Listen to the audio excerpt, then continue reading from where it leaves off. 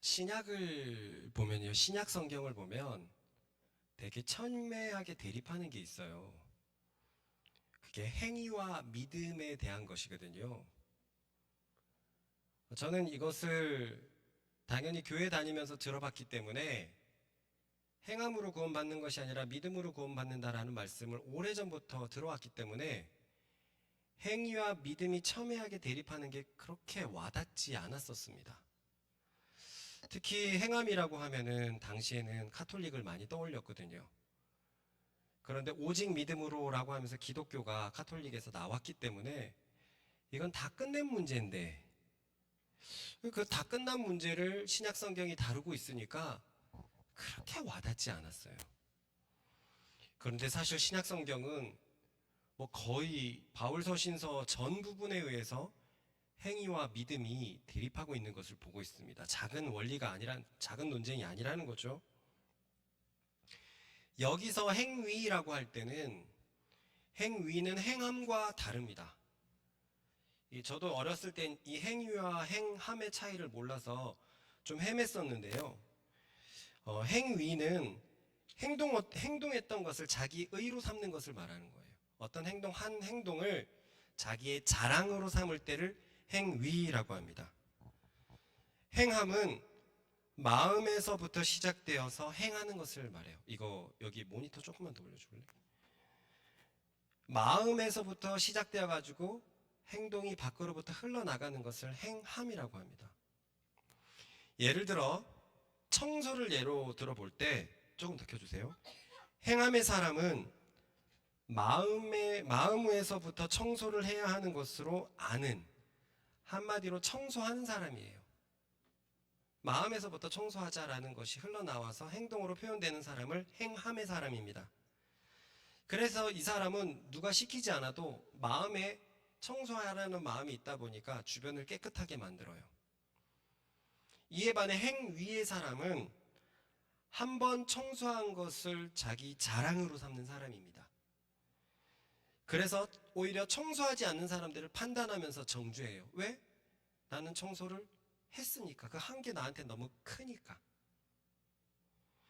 그렇게 이런 사람들은 자기가 이제 한번 해놓고 그것으로 굉장히 뿌듯해합니다. 그러므로 행위와 행함의 차이는 마음가짐에서 그 차이를 발견할 수 있습니다. 행함의 사람은 마음에서부터 변화되어 삶에서 나타나는 사람이고, 행위의 사람은 마음이 변화되지 않고 그저 행동 하나하나로 판단하는 사람입니다. 그래도 아직 좀 감이 좀 안 올 수 있죠. 이것을 사랑으로 예를 들면 더욱더 분명히 드러나는데요. 행하는 사람은 마음에서부터 사랑을 하는 사람입니다. 그래서 마음에서부터 사랑이 출발하기 때문에 이 사람은 행동 모든 곳에 사랑이 묻어 있어요. 그러나 행위의 사람은 마음에서부터 출발하는 것이 아니라 행동 하나하나에 집착하는 사람입니다. 그래서 이 사람의 행동에는 사랑의 행위일까 싶은 이질적인 것이 묻어 나와요. 예를 들어 꽃을 선물한다고 생각해 봅시다. 행위의 사람이 꽃을 선물했을 때 이 사람은 내가 꽃을 선물했기 때문에 당신을 사랑하는 것이다 라고 생각을 합니다. 맞습니까? 아니, 이 판단이 옳습니까? 아니죠. 정작 상대방이 원하는 것은 꽃이 아니라 그 사람의 마음인데, 이 사람 내가 선물을 한 것으로, 한 행동으로, 꽃을 선물한 행동 하나로 자신의 행위를 그렇게 주장하는 사람들이에요. 전후자로 인사합시다. 행위의 사람이 아니라 행함의 사람이 되십시다.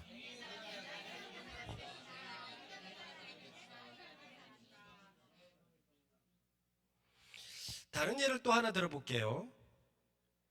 행위의 사람은 부모님을 사랑하기 때문에 부모님을 대하는 모든 자세에 효가 깃들어 있습니다. 행함의 사람은 마음에서부터 시작되는 사람이에요. 그러나 행위의 사람은 어떤 한 행위에 집중합니다. 예를 들어, 엄마, 내가 매달 얼마씩 챙겨 주잖아. 그게 얼마나 대단한 건 줄 알아? 그러면서 나는 효를 행한다고 생각해요.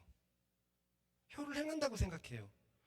부모가 원하는 것은 자녀와 대화를 나누며 함께 삶을 살아가는 것인데, 이 행위의 사람은 그 한 행동에 자기가 할 바를 다 했다라고 생각하고 그 행위를 자랑해요. 아이, 그 누구 친구 누구 알지? 걔는 부모님한테 용돈도 하지 않아. 내가 이렇게 잘하는 거야. 또 다른 예를 들어보겠습니다. 행위의 사람은 자녀 교육을 위해서 좋은 것을 도입합니다. 그래서 자식에게 이것저것 해줬으니 할 만큼 했다라고 생각하는 사람이에요. 그러나 행하는 사람은 그저 자녀를 사랑하는 사람입니다. 그래서 자녀를 사랑의 눈으로 늘 관찰하는 사람이에요. 결과는 어떻습니까? 행위의 사람에게 자녀는 사랑을 느끼지 못해요. 엄마는 나 사랑하는 거 아니잖아. 자기 만족을 위해서 내게 이것저것 시킨 것일 뿐이잖아. 라는 드라마 대사가 행위의 사람들에게 행해지는 대사라는 거예요. 그러나 행함의 사람에게 있어서는 자녀가 항상 부모의 사랑을 느낍니다. 마음으로부터 부모가 자신을 사랑하는 것을 경험하면서 자랐기 때문이에요. 비록 부모의 형편으로 인해서 세상 부모가 해줄 만한 것들을 못 해줬다고 하더라도 항상 자기를 사랑했던 것을 알고 있기 때문에, 행동 하나하나에 부모의 사랑이 깃들어 있기 때문에 이 아이는 참 건강하게 자라는 것입니다. 그러고 보니까 행위와 행함은 우리 삶에 매우 밀접한 문제라는 것을 알 수 있어요. 그죠? 이 진짜 어디에서나 보는 겁니다. 내가 행동했던 그 하나를 자랑하는 것, 그거를 내세우는 것, 그것으로 나의 자랑을 삼고 내 의를 삼는 것을 행위에 속한다라고 얘기할 수 있고요. 행동 하나하나에 속한다라고 할 수 있고요. 그저 사랑하기 때문에 흘러나오는 행동들. 부모님을 사랑하는 사람은 인사 한마디 한마디에 되게 정겨울 수밖에 없고, 부모를 사랑하는 사람들은 우리도 그래요. 비가 많이 오거나 서울에 비가 많이 오면 부모님이 연락 옵니다. 나 또한 부산에 비가 많이 오면 제가 연락을 하고, 또 무슨 일 없냐라고 하고, 또 어떠한 일이면 연락드리고, 삶에 대해서 의논도 나누고, 이렇게 사랑하는 마음이 삶의 곳곳에 쌓이는 사람들을 행함의 사람이라고 하는 거예요. 그러므로 신약 성경에서 행위와 믿음이 대립한다고 했을 때, 여기에서 대립은 행위 자체에 집중하는 행위를 말하는 것이지 마음에서부터 시작되는 행함을 말하는 것이 아니라는 것을 우리는 기억할 필요가 반드시 있습니다. 저는 어렸을 때 몰랐거든요. 행위는 뭐고 행함은 뭐야? 똑같은 말 아니야? 그래서 이게 왜 그렇게 부딪히는지 몰랐었어요. 그러나 다시 말하지만 신약 성경에서 부딪히는 믿음과 행위에서 행위는 마음에서 흘러나오는 행동이다, 아니다? 아니다. 행동 하나하나로 자랑 삼는, 의를 삼는 그런 행위를 말하는 것이다. 이 행위를 신앙에 대입하게 되면은요, 이런 사람들이 등장합니다. 그 사람은 일주일에 한 번씩 교회에 나오는 것에 의를 둡니다. 그 사람은 오랫동안 신앙생활 했던 그 행위에 의를 둡니다. 그래서 자신은 하나님을 잘 알고 교회를 잘 알고 구원받기에 충분한 사람이라고 생각을 해요. 행위뿐이었는데. 그리고는 코로나라고 해서 교회에 오지 않는 사람들을 무분별하게 정죄합니다. 어휴, 저 믿음 없는 것들, 이렇게 어려울 때 교회를 안 나면 어떻게 하자는 거야? 하면서 자신의 행동을 더욱더 칭찬해요. 왜요? 나는 그 행위, 교회에 나오는 행위를 했기 때문에 그렇죠. 이런 사람이 교회 일을 더 하게 되면 자신에게서 더 의의를 찾습니다. 나는 매일 아침 일찍 일어나서, 주일 아침 일찍 일어나서 교회 봉사를 하는 사람이야. 나는 아침부터 일어나가지고 성가대 연습을 했다고. 야, 나는 사람들이 제일 기피하는 주일학교 교사를 했던 사람이야. 이렇듯 이 사람들에게 이런 행위들이 더 쌓이면 하나님은 이 사람을 반드시 축복해 줘야 돼요. 그렇게 착각을 해버립니다. 나 같은 사람에게 복을 주지 않으면 누구에게 복을 주지? 교회 다니는 것, 봉사하는 것, 성가대 하는 것, 그리고 주일학교 교사하는 것, 이것이 구원과 뭔 상관이죠? 그런데 이런 사람들은 여기에서 의를 찾고 나 같은 사람은 천국 가기 충분하다라고 생각해요. 예수님 시대 때 바리새인이 그랬습니다. 나는 일주일에 2번씩 금식하는 사람이야. 하루에 3번씩 기도하는 사람이고 11조 하는 사람이야. 오, 하나님, 저기 저 세리와 같지 않음을 감사합니다. 어휴, 저 세리는 어떻게 이렇게 하나님의 교회에 나와서 기도를 할 낯짝이 있지? 하나님 앞에서 창피하지도 않나? 이렇게 행위를 자랑하는 사람은요, 자신을 높이고 그 행위에 이르지 못하는 사람을 공격해요. 비난하고 정죄합니다. 그러나 행함의 사람들은 이런 행위들을 자랑하지 않습니다.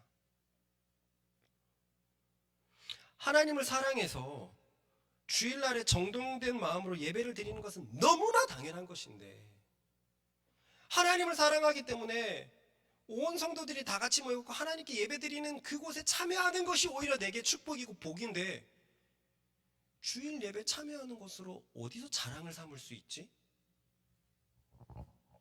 하나님을 너무 사랑하기 때문에 교회에 필요한 일이 있어서 내가 먼저 나서서 봉사를 하고 아이들 가르치는 일을 내가 자원했을 뿐인데, 우와, 당신 대단한 일 하고 있네. 어떻게 그렇게 주일학교 교사를 하고 있지?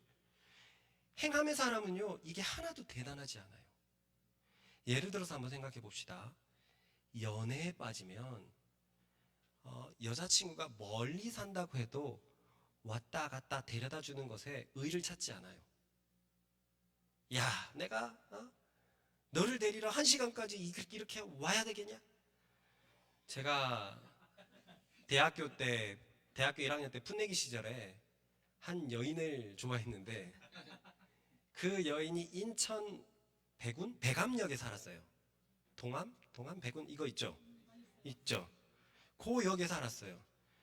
그래서 총신대 입구에서 거기까지 가는데 대중교통으로 1시간 40분이 걸렸어요. 근데 난 그 친구랑 데이트를 하기 위해서 일어나가지고 1시간 40분 거리에 가서 서울로 와갖고 데이트를 하고 데려다주고 왔어요.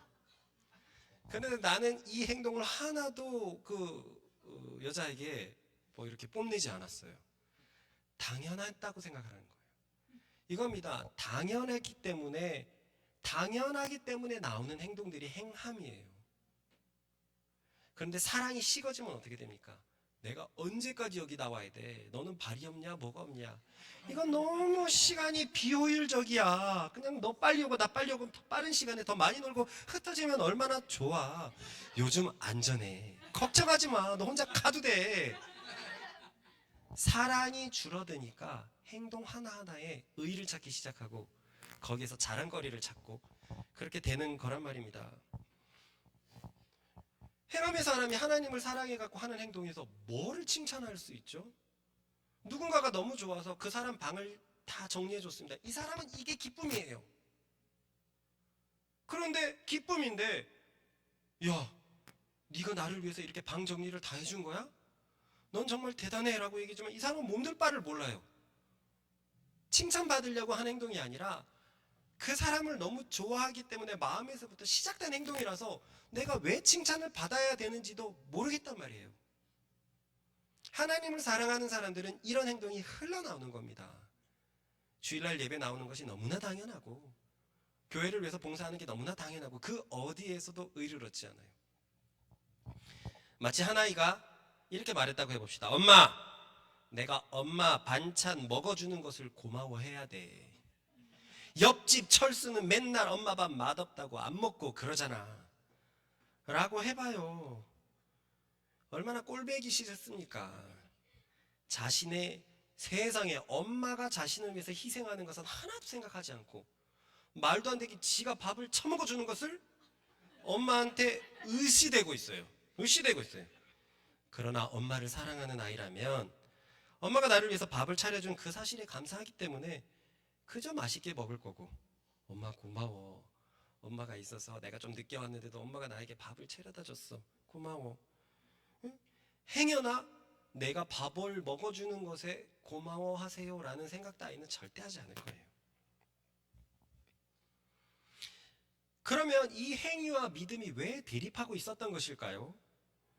신약 성경에서 행위와 믿음이 대립하는 이유는 초대교회에서 율법의 행위로 의를 얻는다고 생각했던 유대인들이 많았기 때문입니다.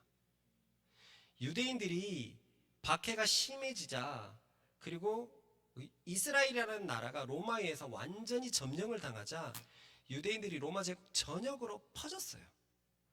이렇게 퍼진 곳에서 복음이 전해졌고 거기에서 곳곳마다 교회가 생겨났습니다.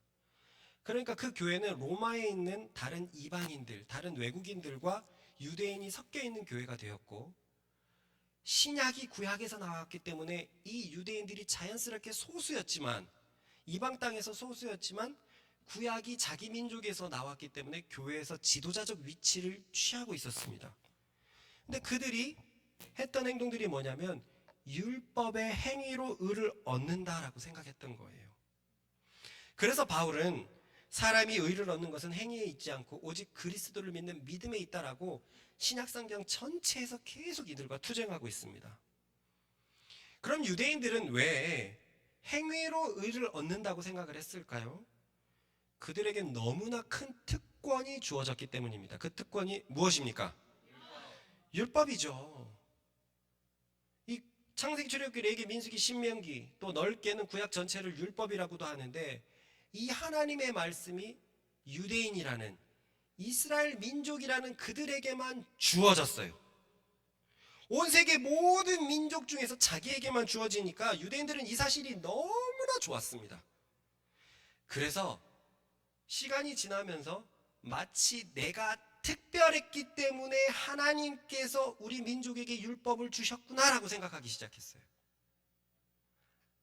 하나님께서는 원래 그들이 가난했기 때문에, 그리고 그들의 조상들이 하나님을 사랑했기 때문에 특별히 그들에게 율법을 준 것이었는데, 시간이 지나니까 그 율법을 준 이유는 까먹고, 와, 우리가 특별하기 때문에 이 율법을 주셨구나, 이 선민의식에 사로잡혔던 것이에요. 그래서 점점 유대인들에게 율법은 긍지가 되어갔고 자존심이 되어갔습니다. 그래서 점차 이들은 율법을 행하는 것에 목적을 두지 않았어요. 행해야 되는데, 즉 마음으로부터 사랑해서 하나님을 법을 따르는 것이 목적이 되어야 되는데, 율법이 주신 목적이었는데 그저 율법을 받은 것에 의미를 두었고 그 율법에서 자기들이 지킬 수 있는 행위들에 대해서만 집중해 나갔습니다. 그러다 보니 당연히 이들은 율법이 없는 민족들을 미천한 민족으로 바라보았고, 또 유대인 안에서도 율법을 지키지 않는 사람들을 죄인으로 바라본 거예요. 이것이 대표적으로 예수님 시대 때 나오죠. 그때 바리새인들은 율법을 지키지 않는 사람들을 향해서 아예 죄인이라고 불렀습니다. 아예 죄인이라고 불렀어요. 그렇다고 다시 말하지만 이들은 율법을 행하는 자들이었냐? 그렇지 않았다는 거예요. 그 율법은 하나님의 법으로 하나님의 기준이 적혀 있는 책이었는데, 이들은 정작 하나님의 기준을 지키는 데는 관심이 없었습니다. 그저 자신들에게 주어진 이 특권이 너무 좋았고, 주님을 사랑해서 율법을 지키는 것이 목적이 아닌 그 율법 중에서 지키기 쉬운 일부를 지키면서 자랑을 하는 자들이었어요. 마치 아이가, 엄마, 나 신발장에 신발 가지런히 벗어났어요. 잘했죠? 아들만한 사람 없죠? 나 엄마 정말 많이 도와주는 아들이죠 라고 했다고 해봅시다. 그 행위 자체는 칭찬받을 만합니까? 그런데요, 알고 보니까 이 아이의 정리정돈하는 행동은 그것 하나밖에 없었어요. 방에 들어오면 침대부터 책장까지 다 어지럽혀져 있었고, 거실도 주방도 어지럽히기 일쑤였습니다. 냉장고 문 열고 음식 가가지고 먹고 집어넣지도 않고, 그냥 우유도 이렇게 다시 집어넣지도 않고, 그걸 그냥 거실에 그냥 다 놔두고, 얘가 주방에 갔다 오면 어지럽혀져 있고, 거실에 갔다 오면은 거실 소파에 무슨 베개 다 어지럽혀져 있고, 리모컨 어질러져 있고. 그런데 이 아이는 신발 정리는 또 해요. 나는 정리정돈 하는 사람이야 라고 생각하는 겁니다. 얼마나 웃긴 상황입니까? 그죠? 이 아이의 삶을 종합적으로 보면 정리정돈하는 아이입니까? 아니에요. 그런데 이 아이는 고작 신발장에 신발 갖다 두는 것에, 가지런히 놓는 것에 의의를 두어서 다른 해야 될 것을 전혀 돌아보지 않으면서도 스스로를 정리정돈 잘하는 효자라고 생각합니다. 유대인들이 이랬습니다. 613가지의 하나님의 법 중에서 그들이 지키는 것은 사실상 적었습니다. 하나님을 사랑하지 않으니까 율법을 잘 지킬 수가 없었던 거예요. 그런데도 이들은 율법을 받았다는 그 사실로, 그 율법 몇 가지를 지키고 있다는 그 사실로 자신을 자랑했고, 자신들은 하나님께 의를 얻은 자라고 착각하며 살았습니다. 그뿐 아니라 율법을 지키지 않는 다른 교인들을 정죄했고, 나가서 그들에게 예수님을 믿었으면 율법의 행위도 있어야 된다면서 그들에게 율법의 행위를 종용했습니다. 생각해 봅시다. 이런 행위에 집중하는 유대인들이 많은 교회는 어떤 교회가 될까요? 분명히 이런 교회가 될 겁니다. 나는 무엇을 했어요? 나는 이만큼 했어요. 저는 이번에 헌금을 이만큼 했어요. 저는 하나님을 위해서 이런 것들을 했답니다. 이런 칭찬 자랑과 더불어서, 에이, 당신은 이번에 헌금 얼만큼 했어요? 에이, 당신은 이번에 뭐 이렇게 교회 모임에서 참석했어요? 에이, 이런 자랑과 비난이 가득한 교회가 됐을 거예요. 그저 겉모습만 자랑하고, 그저 자신들의 혈통만 자랑하고, 그저 자신들의 행위만을 자랑하고, 그렇지 못한 사람들을 차별하고 비난하고 정죄하고, 이게 무슨 하나님의 교회이겠습니까? 율법은 분명 하나님이 주신 것으로 매우 신성하고 아름다운 것인데, 이들은 자신의 행위를 자랑하는 것에 팔려버리니 정작 율법에서 중요하게 다루는 정의와 국률과 믿음은 다 갖다 버리고 외적인 것들만 자랑하는 이상한 교회가 되어 버린 것입니다. 우리 이 말씀 읽어보십시다. 시작.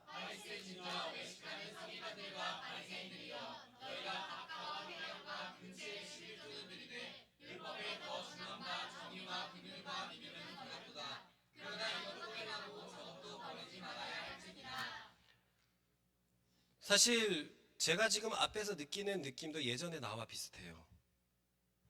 행위와 믿음은 이미 다 해결된 것인데, 행위가 이렇다, 믿음이 이렇다 강조하는 것이 뭐가 그렇게 중요하지? 나는 이미 믿음의 사람인데? 라고 생각해서 신약 성경의 논쟁을 크게 생각하지 못했어요. 근데 제가 지금 앞에서 느끼는 느낌도 그래요. 아, 오늘 목사님은 행동과 행위와 믿음을 얘기하려고 하는가 보나 하면서 뭔가 딱딱하게 생각하고, 이 말씀이 겉도는 것 같고, 뭔가 재미도 없는 것 같고. 아니에요. 제가 이 말을 한 이유가 있습니다.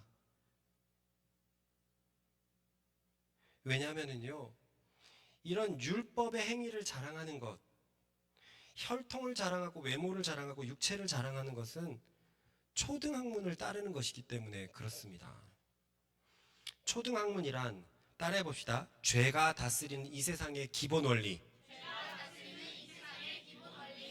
쉽게 말해서 자신의 행위로 의를 얻을 수 있다라는 것이 초등학문입니다. 그러니까 가장 기본되는 학문이 온 세상에 깔려 있어요. 예수를 믿거나 믿지 않거나 온 세상에 깔려있는 기본 원리가 뭐냐면 행위로 의를 얻을 수 있다는 거예요. 행위로. 여기서 행위는 외모, 혈통, 육체 같은 것을 포함합니다. 예를 들어서 우리나라의 샤머니즘을 한번 생각해 봅시다. 산신령님께 빕니다. 그리고 빌 때는 많은 재물을 갖다 바쳐요. 그렇게 지극정성을 들여서 죄송하지만 지랄 같은 신들을 어르고 달랩니다. 하나같이 나오는 신들은 긍정적이지 않아요. 뭔가 괴팍하고 영 이상합니다. 그들을 어르고 달래고 그들이 원하는 것들을 바치고 해야지만 그들이 원하는 것들을 복을 준다고 생각해요. 즉 따지고 보면 나의 행위로 신들을 컨트롤합니다. 내 행위가 신들을 컨트롤할 만한 행위, 내 행위에 중점이 두어져 있어요. 생각해 봅시다. 모든 세상의 신이 이와 같습니다. 우리나라의 무당을 통한 주술적 행위들을 한번 생각해 봅시다. 신들을 어르고 달래려고 공을 엄청나게 들입니다. 맞습니까? 그렇게 막 공을 들이다가 탁 돌아보면서 뭐라고 얘기합니까? 정성이 부족해. 정성이 부족해. 그래서 그 정성을 더하면 받아들여지면 마침내 복이 베풀어지는 것으로 말합니다. 그래요. 따지고 보면 사람이 어떻게 하느냐에 따라서 신들이 컨트롤됩니다. 사람이 정성을 쌓으면, 사람이 공의를 쌓으면, 사람이 행위를 쌓으면 복을 준다는 것이 모든 세상에 깔려있는 이 초등학문이라는 거예요. 그래서 사람들을 행위로 판단하고 외모로 판단하고 육체로 판단하고 그런 것입니다. 이런 초등학문에서 사실 주인은 자기 자신이죠. 사람이죠. 왜냐하면 행위로 신들을 컨트롤할 수 있으니까요. 이렇게 자신의 행위로 의를 얻으려고 하는 것이 초등학문의 기본 원리입니다. 놀라운 것은 하나님이 주신 율법이라고 하더라도 올바른 마음으로 다가가지 않으면 곧 율법의 행위로 접근하게 되면 초등학문에 속하게 된다는 거예요. 그러므로 이 사람은 심판날에 가서 하나님을 섬긴 것이 아니라 초등학문의 원리에 따라 살아간 것이 판명날 것입니다. 저를 보세요. 성경은요, 구원받는 사람이 정말 적다 그랬어요. 이 말이 절대로 가볍게 여겨지지 않았으면 좋겠습니다. 나 같은 사람이 천국 가야 되는 것 아닌가라고 얘기할 때 무엇으로 그 기준을 삼습니까? 오래 교회 다녔으니까요? 내가 목사님 말씀을 들은 게 몇 년인데 이게 초등학문이라니까요. 그건 하나님을 섬긴 것이 아닙니다. 그런 행동들, 행위들로는 하나님께 하나도 내세울 수 없어요. 그렇게 무엇을 한 것으로 판단하는 것은 세상이 하는 거예요. 혈통이 좋으면 세상에서 왔다죠. 외모가 좋으면 세상에서 왔답니다. 행동이 좋고 행위가 좋은 것들로 뭐가 되어도 그래 행위가 됐으면 됐다 라고 하는 것이 왔답니다. 그것으로 세상에서 사람들을 판단하고 그럽니다. 그런 행위적 판단, 초등학문의 판단이 교회로 들어와 가지고 전혀 성경적인 신앙생활을 해가지 않는데, 전혀 삶 속에서 하나님을 사랑하는 것이 보이지를 않는데, 전혀 하나님을 사랑하기 때문에 선한 행위가 보이지 않는데 자기가 구원받는다라고 생각하는 사람이 수두룩백백한 거예요. 초등학문에 속한 사람들은 이 말씀을 듣지도 못합니다. 구약에서 구원받지 못하는 사람들이 많다라고 얼마나 많이 외치고 있고, 신약에서 천국 못 들어갈 사람들이 얼마나 많다고 하더라도 이 초등학문을 섬기는 사람들이 이렇게 딱 달라붙어서 자기는 천국 간다라고 생각하고 있어요. 그 천국의 근거가 다 자신의 행위입니다. 그 행위라는 건 아주 보잘것없어요. 교회에 오래 다녔다는 것 뿐입니다.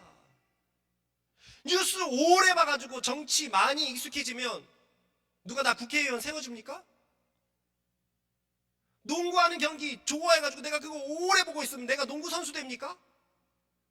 교회 오래 다닌다고 구원받는 겁니까? 아니에요. 성경에는 절대 그렇게 써있지 않아요. 근데 내가 교회 다녔다고, 내가 이렇게 섬겼다고, 내가 옛날에 새벽기도 열심히 다녔다고, 내가 철야도 했다고 다 행동들을 자랑합니다. 그것이 하나님께 드려진다는 것이 도대체 어디에 성경에 적혀 있습니까? 성경에선 찾을 수 없지만 뭔가 마음속에서 그런 것들이 받아들여질 것 같습니다. 그게 초등학문이에요.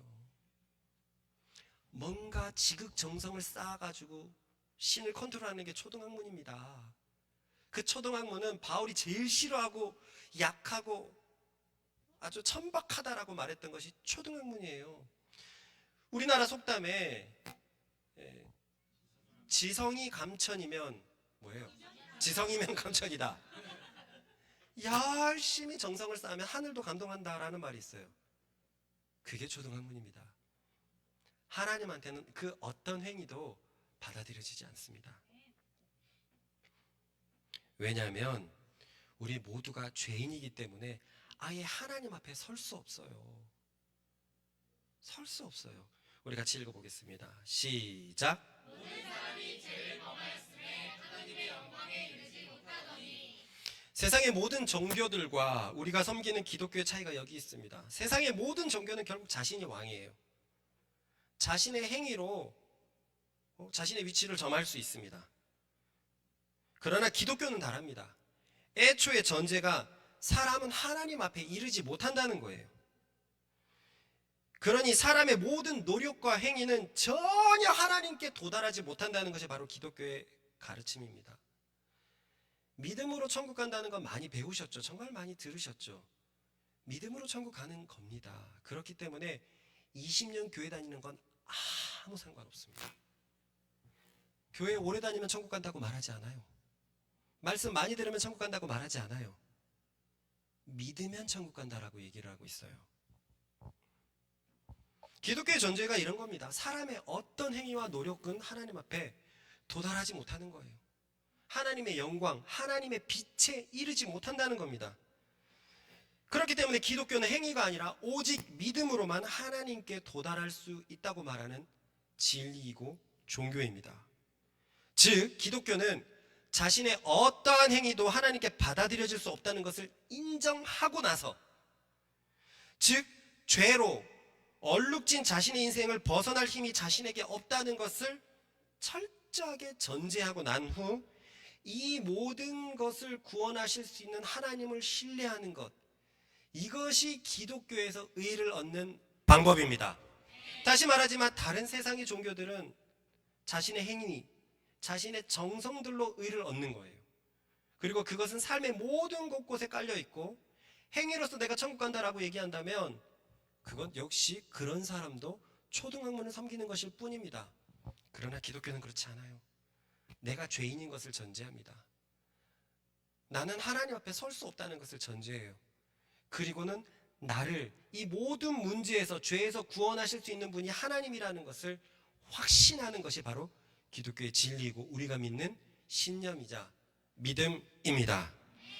그렇습니다. 기독교는 모든 문제의 근원이 되는 죄로부터 나를 구원할 수 있는 길은 오직 하나님께 달려있다라는 것을 믿습니다. 기독교의 원리를 한번 생각해 봅시다. 아까 읽은 것처럼 모든 사람은 죄인입니다. 그래서 어떤 사람도 하나님께 이를 수 없어요. 그래서 사람은 정말로 절망적인 운명을 갖고 있습니다. 이거 제가 몇 번의 설교를 통해서 분명히 증명해 드렸죠. 모두가 하나님께 벗어나서 인생이 그렇게 힘든 겁니다.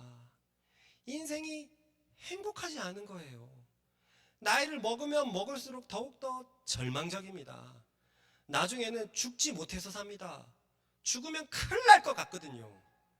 죽음은 뭔가 있는 것 같은데 죽음 이후의 인생을 전혀 준비하지 못했거든요.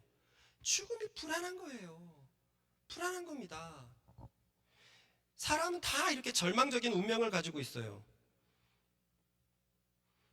정말 우리는 하나님 앞에 설 수 있는 방법이 하나도 없는 것일까요? 성경은 없다라고 말합니다. 죄 때문이에요. 죄는 어둠이기 때문에 하나님 앞에 서는 순간 그 즉시로 사라집니다. 그럼 사람이 구원을 받는 방법이 정녕 없는 것일까요? 따라해 봅시다. 사람에게는 없지만 하나님에게는 있다. 여기에서 기독교와 다른 종교들의 큰 차이가 납니다. 다른 종교들은 다시 말해서 정성을 쌓아서 신을 불러옵니다. 그러나 기독교는 그렇지 않아요. 기독교는 스스로 하나님 앞에 나갈 수 없습니다. 기독교는 하나님이 먼저 우리에게 왔다는 것을 전제합니다. 어둠은 빛 앞에 나갈 수 없어요. 그러나 빛은 어둠 앞에 먼저 다가올 수 있습니다. 마치 한번 생각을 해보세요. 내가 절대로 빠져나갈 수 없는 구멍에 빠져 있습니다. 내가 나갈 수 있는 방법은 아예 없어요. 방법은 하나입니다. 밖에 나가 있는 사람, 탈출해 있는 사람이 살 수 있는 끈을 내려주는 것밖에 없어요. 그죠? 마찬가지입니다. 우리는 죄로 물들어 있어서 하나님 앞에 설 수 없어요. 방법은 오직 하나입니다. 그 하나님이 먼저 우리에게 손을 내밀어 주면 우리는 구원받을 수 있습니다. 이 하나님을 따라해 봅시다. 이 하나님으로 하여금 사람에게 오게 하는 것이 믿음이다. 한번 두 사람이 여기 이 구덩이에 갇혀 있다고 생각해 봅시다. 한 사람은 이 구덩이 자세히 보니까 내가 올라갈 수 있을 것 같은데 라고 생각합니다. 자, 이렇게 되면 이 사람은 어떻게 합니까? 끊임없이 시도해요.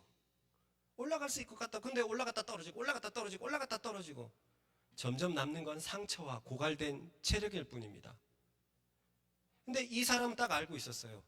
자신의 힘으로 여기를 벗어날 수 없다는 걸 정말 알고 있었어요. 그래서 이 사람은 오직 하나의 행동밖에 못합니다. 뭐죠? 외치는 거예요. 도와주세요! 살려주세요! 그러면 주위를 혹시나 지나가고 있는 사람이 그 소리를 듣고 도와줄 수 있어요. 믿음이 바로 이런 것입니다.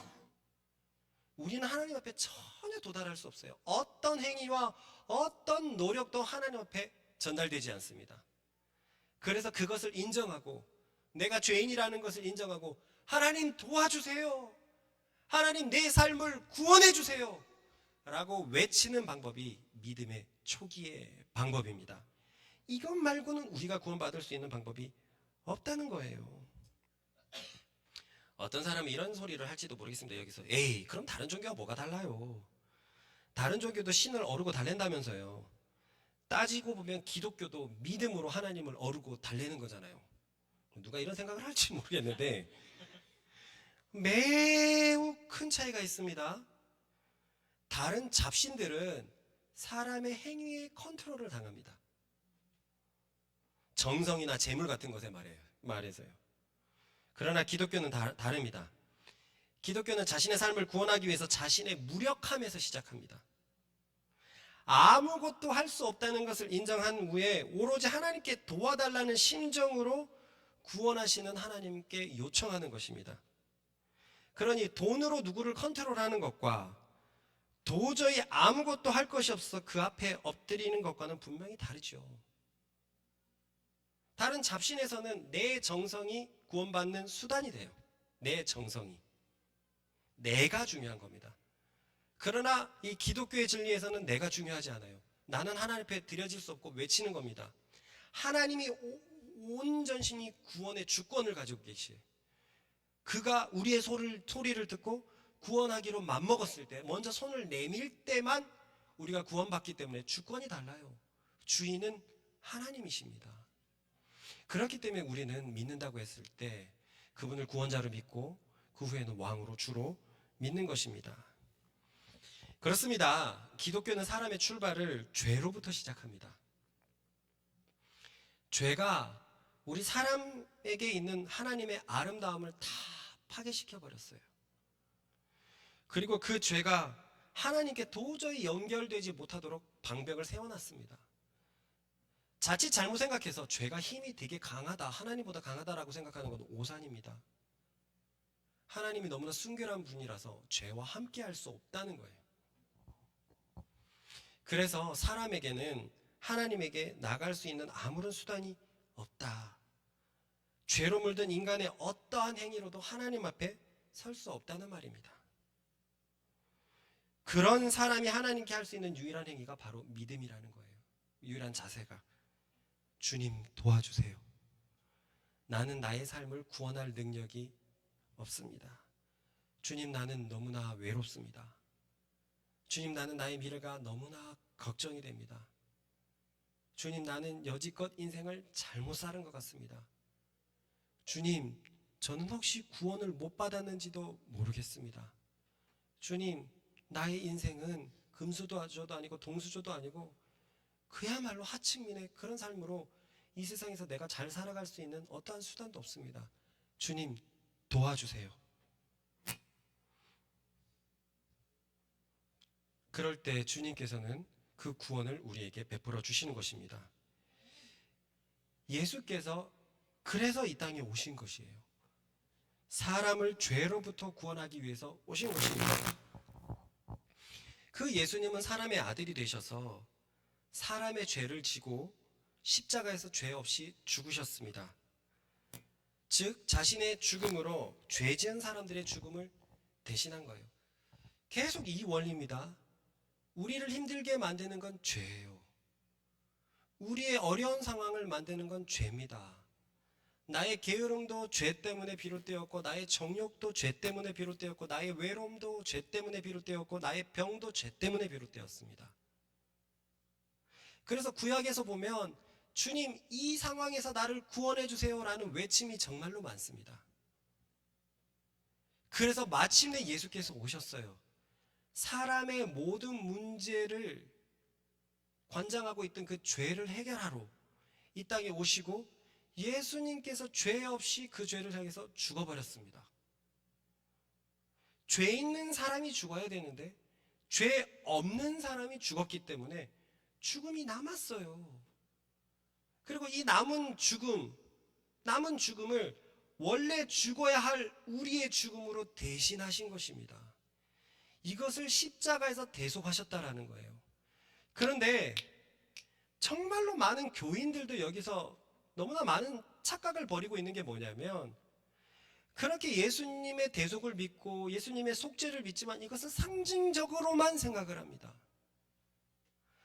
상징적으로 생각하는 증거가 여전히 삶 속의 어려움과 힘듦과 문제들을 가지고 하나님 앞에 나온다는 거예요. 여전히 그런 문제들을 가지고 싸우고 있다는 거예요. 이상하죠? 우리는 모든 문제로부터 해결하신 예수님을 믿고 있는데 왜 많은 그리스도인들의 삶 속에서는 그 문제가 해결되어 보이지 않는 것일까요? 그러므로 여기서 진짜 그리스도인들과 가짜 그리스도인들이 나뉩니다. 진짜 그리스도인은 그 피가 효력을 미쳐서 죄의 영향력이 삶 속에서 급격하게 줄어갑니다. 그것이 매주 말하는 천국의 맛이고, 그리고 의와 평강과 희락입니다. 우리 교인들은 다 말했지만 의진이의 지금 현재 삶의 지배 형편이 아주 어렵습니다. 너무너무 어려워요. 의진이가 우리 교회에 와서 복음을 듣지 않았다면 의진이의 인생이 어떻게 됐을까 아찔할 정도입니다. 그런데 동생은, 오빠는 의진이의 복음의 초청에도 응하지 않고 그 늪을 빠져들어가고 있어요. 그 어려운 집 상황이 고스란히 이 가족에게 역사를 하고 있단 말이에요. 그러나 의진이는 다릅니다. 의진이는 완전히 마음이 변해버렸어요. 예수님을 믿어서 예수님이 의진이의 죄를 가져가 버렸었다는 것을 의진이가 믿어서 죄가 효력을 미치지 못합니다. 그래서 의진이가 이번에 추석에 내려갔는데 엄마 아빠는 너무 힘들어 보이고 너무 걱정이 많아 보이지만 의진이는 달라요. 왜 교회를 다니면서도 예수님을 믿으면서도 힘든 게 당연하다고 생각하죠? 왜 예수님이 나를 죄로부터 구원했다고 생각을 하면서 왜 내 문제를 달고 다니죠? 의진이는 이제 교회 온 지 4년밖에 안 됐는데 그 문제를 끊어내고 있습니다. 끊어내고 있어요. 의진이는 그런데 우리 교회 오기 전에는 공황장애까지 걸려서 과호까지 온 상태였습니다. 자기 스스로 자기가 너무 예민했고 남들을 굉장히 판단하는 친구였어요.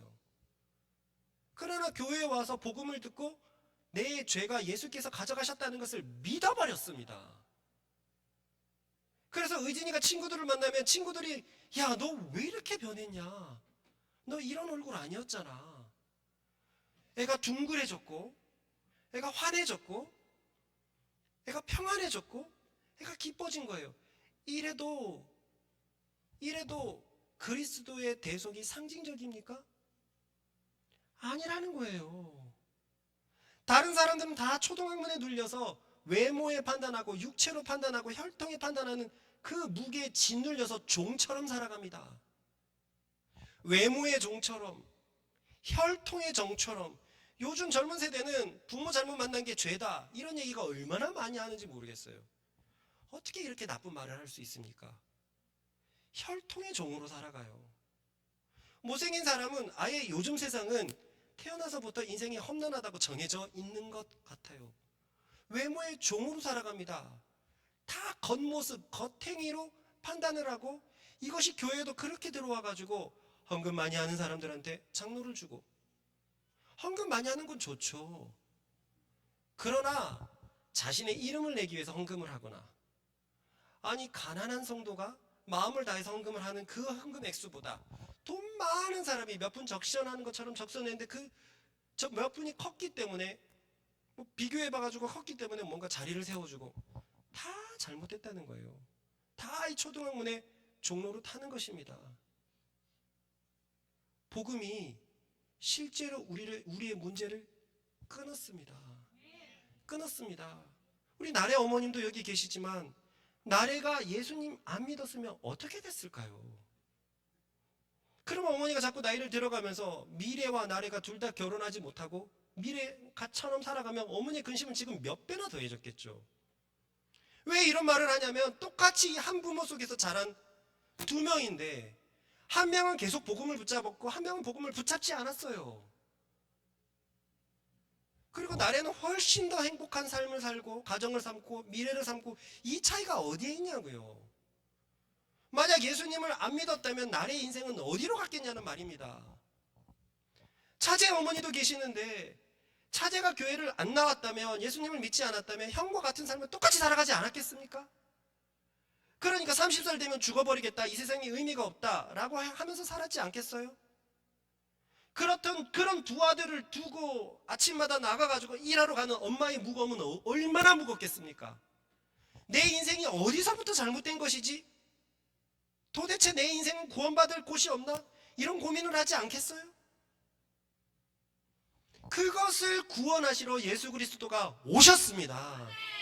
이것은 상징적인 문제가 아니라 예수 그리스도를 믿는 자들은 그 사람의 죄의 죽음이 해결이 되어서 그때부터 생명이 그 사람에게 깃들기 시작합니다.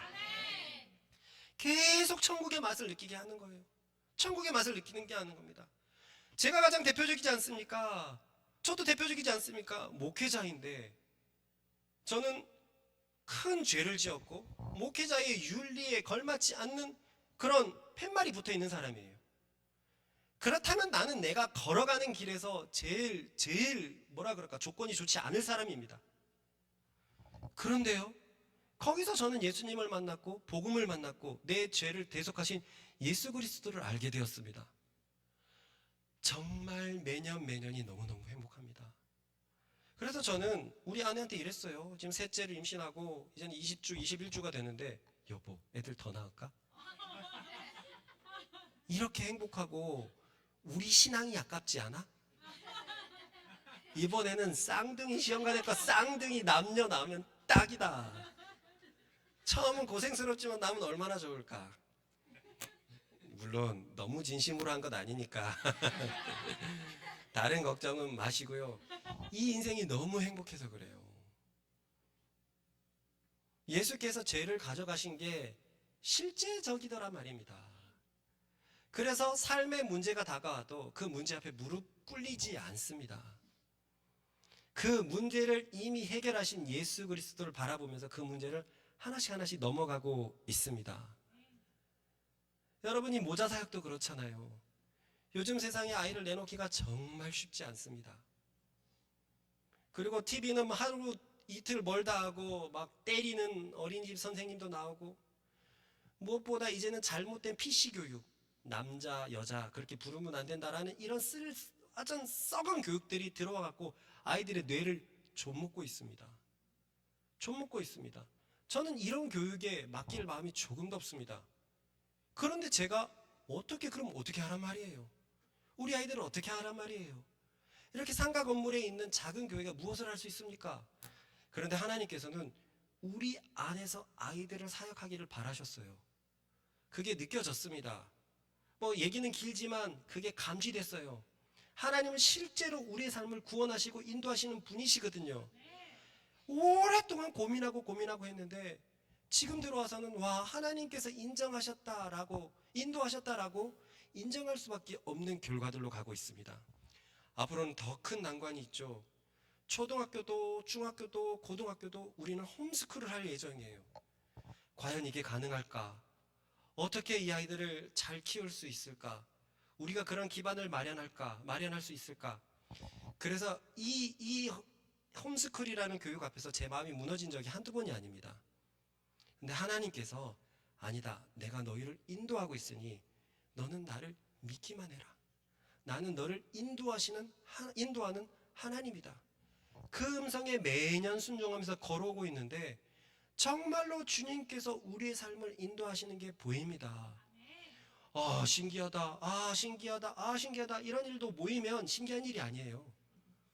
모이게 되면 누군가가 역사하고 누군가가 일하고 누군가가 우리를 인도하시는 일입니다.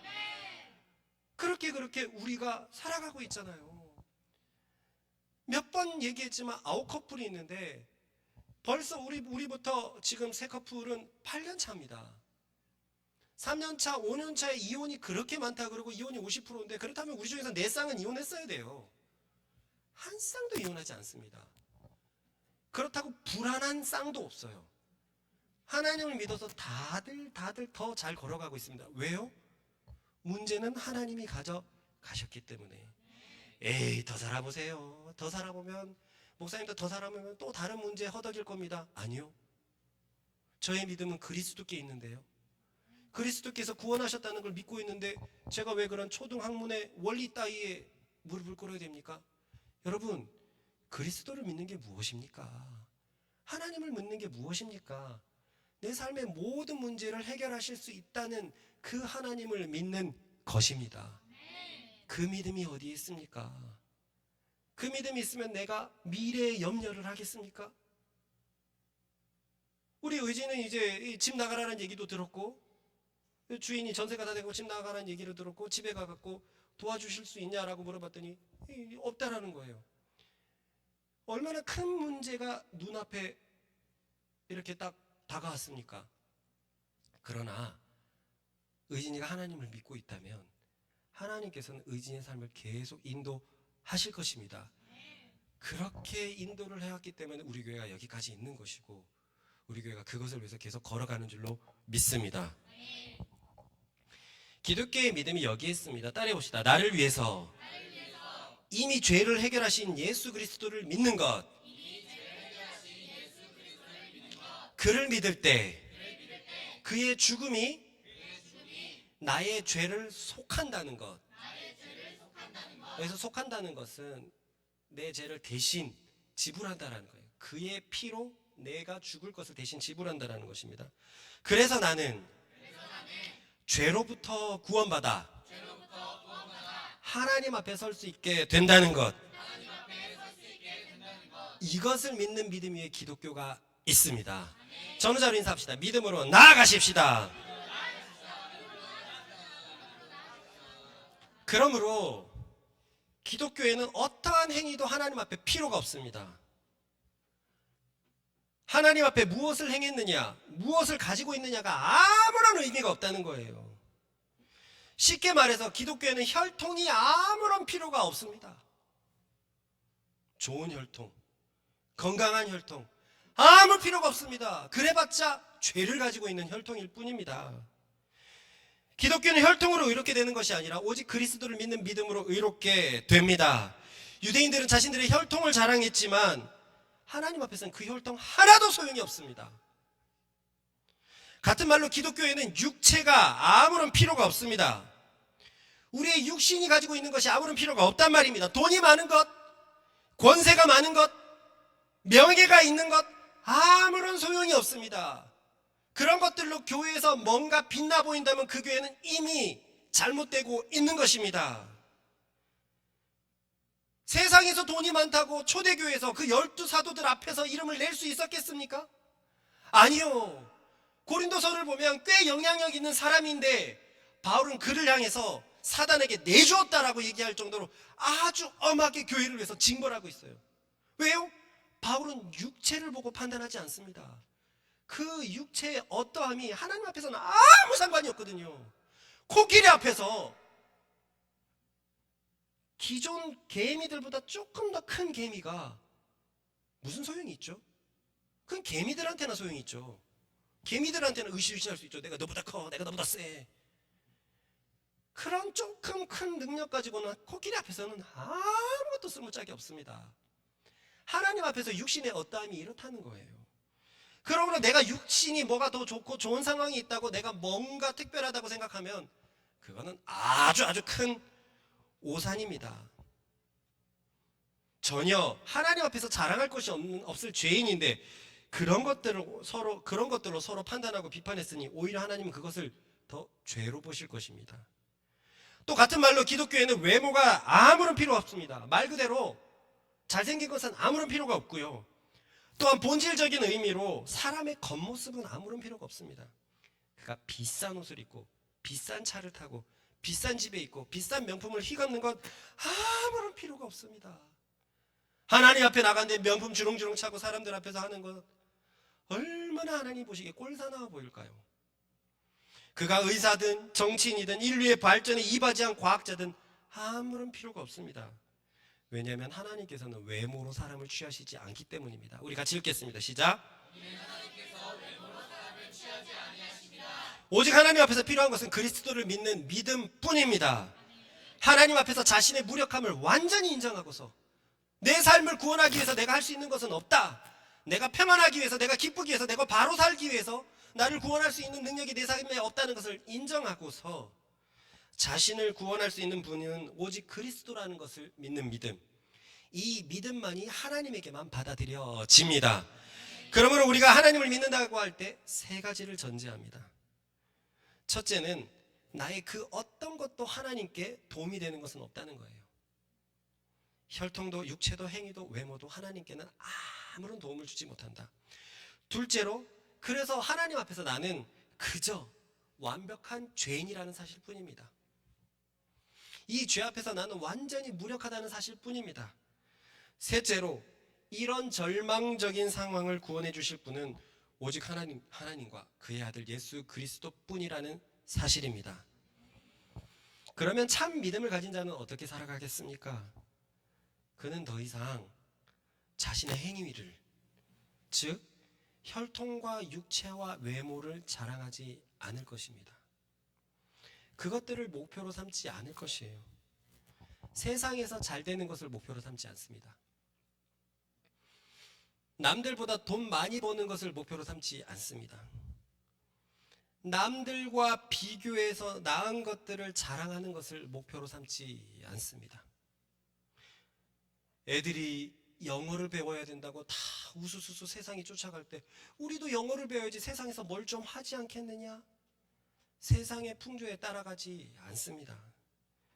그런 것들은 하나님 앞에 하나도 받아들여지지 않을 것이기 때문에 믿음의 사람들은 하나님께 받아들여지는 오직 그 한 가지, 하나님과 그의 아들 예수 그리스도를 믿는 것, 그 믿음에만 목표를 가질 것입니다.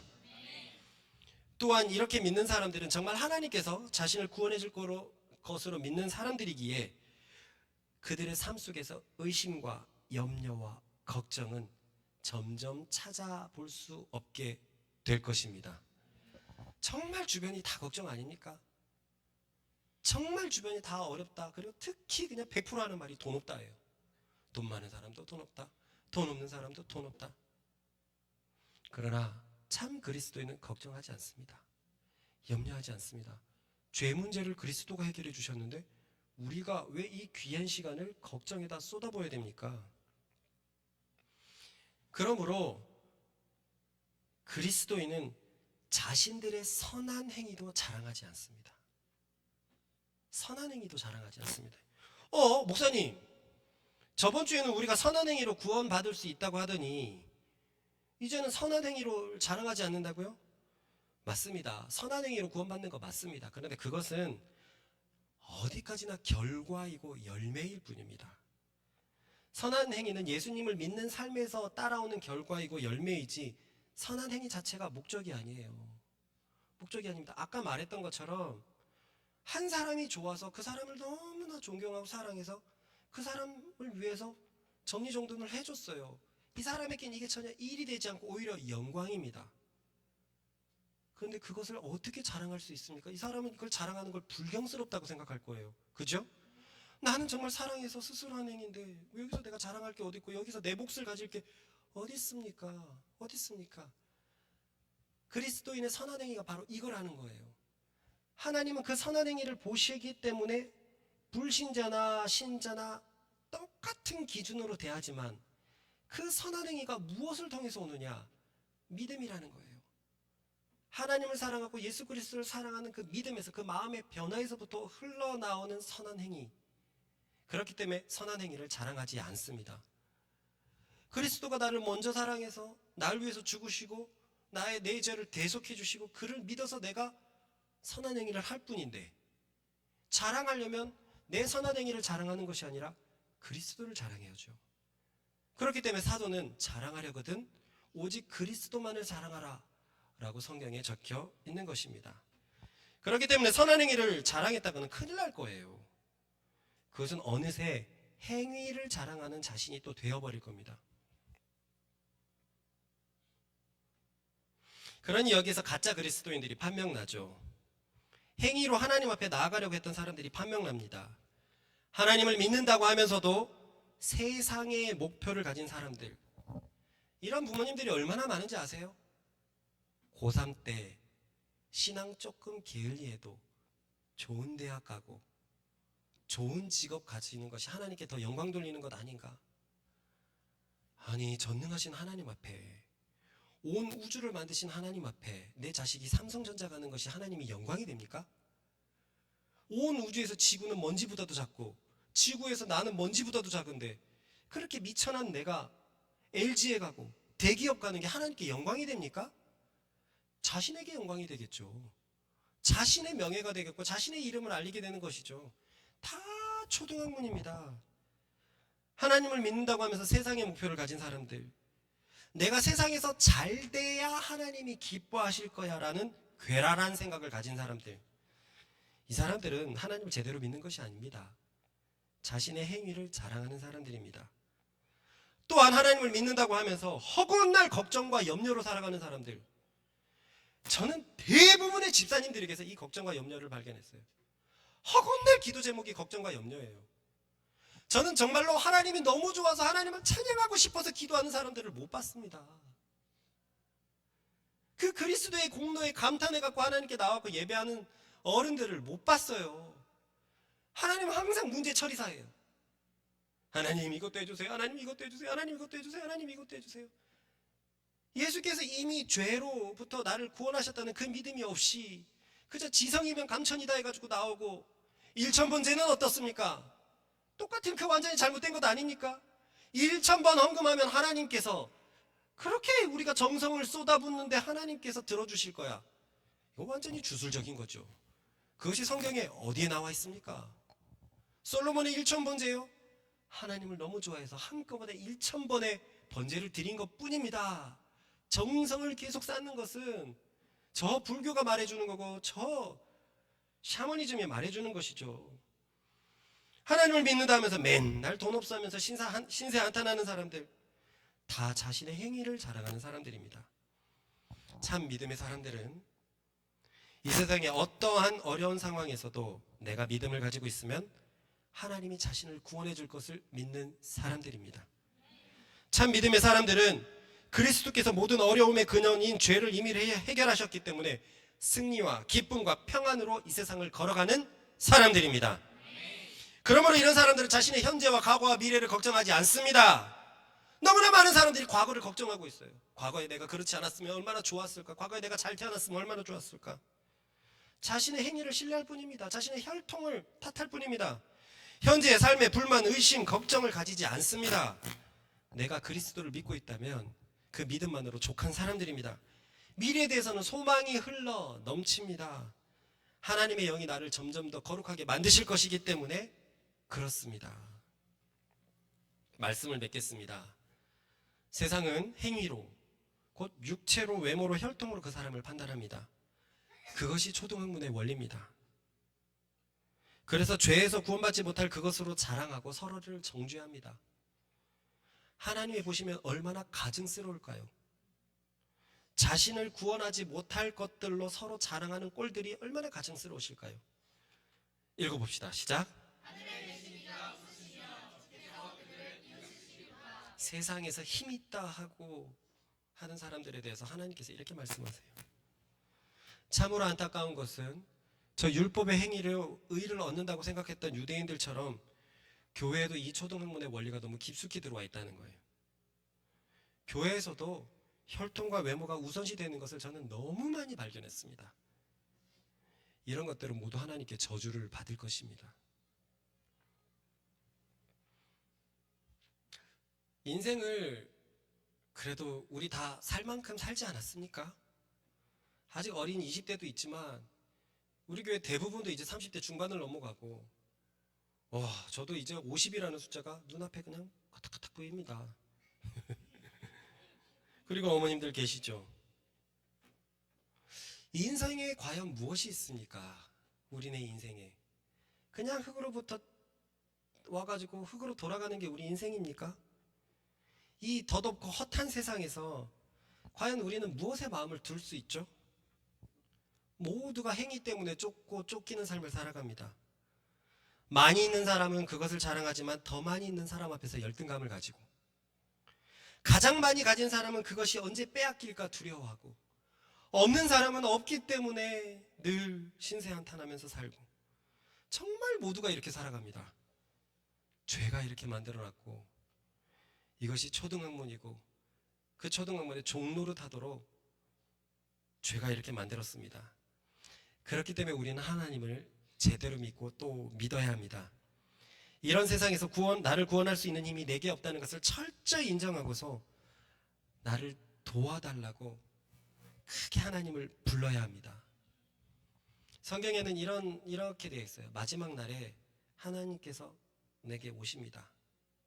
이 구름을 타고 오십니다. 그때 나의 어머니는 하나님, 내가 여기 있어요. 나를 도와주세요. 구원해주세요. 라고 말할 수 있겠습니까? 그때 그 하나님을 보고 주의 이름을 부르는 자는 구원을 얻으리로다 라고 얘기했는데요. 그 믿음을 가지셔야 됩니다. 주님이 내가 살아있는 동안 계속 구원하신 것을 알고 있습니다. 주님, 내가 여기 있사오니 나를 구원하여 주소서.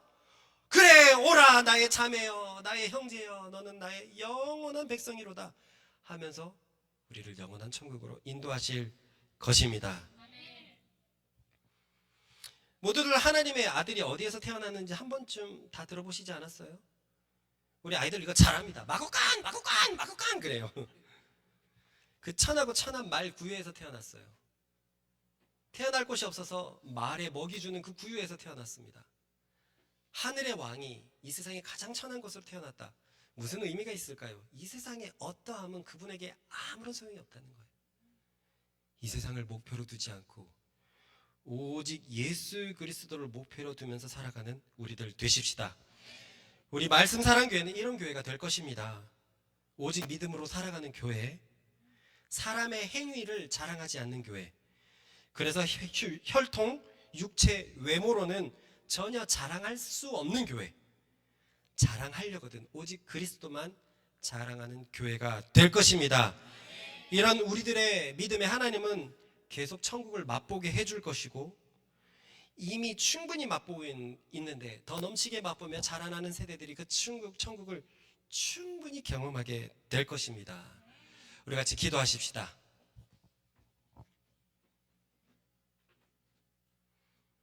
우리 안에 있는 이 초등학문의 원리, 행위로 판단하는 것, 곧 외모로 판단하고 육체로 판단하고 혈통으로 판단하는 모든 세상의 시선이 완전히 끊어지게 하여 주십시오. 이제는 복음의 시선을 가지고 오직 그리스도만 바라보는 내가 되게 하여 주십시오. 가장 중요한 건 믿음이라고 하였으니 오직 그리스도를 믿는 믿음으로만 살아가는 나 되게 하여 주시고, 그 믿음은 죄에서부터 나를 구원한 믿음이니, 모든 어려움에서 나를 구원한 믿음이니, 내 삶에 이제 찬양과 기쁨과 경배만 가지고 살아가는 우리 되게 해달라고 우리 주의 힘껏 외쳐 같이 기도합니다. 주여!